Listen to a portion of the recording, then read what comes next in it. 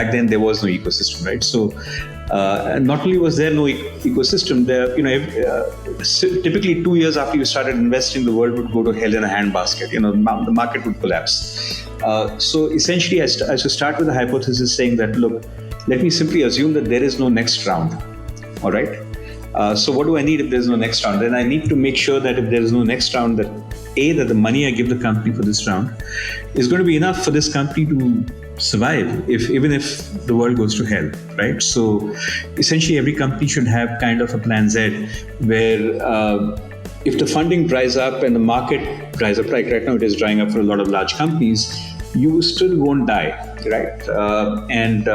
So essentially, a lot of it was being very, very frugal with cash, saying, no huge salaries for entrepreneurs. I remember in SeedFund 1, at one point, we had a limit of 35,000 rupees a month as a salary for an entrepreneur CEO, founder, right?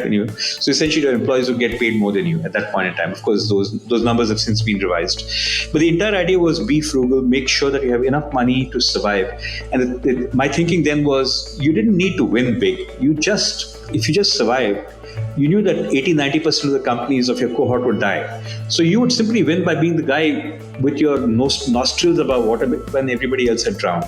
I'm still somewhat informed by that kind of thinking when I look at companies today, saying, okay, look, where are you going to be 2 years from now? Is there a chance of you surviving? Will you reach cash flow break even?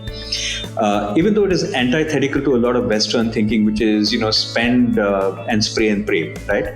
I can't get my head around that quite yet. I'm a little more conservative than that. So if anything, I've had fewer companies dying.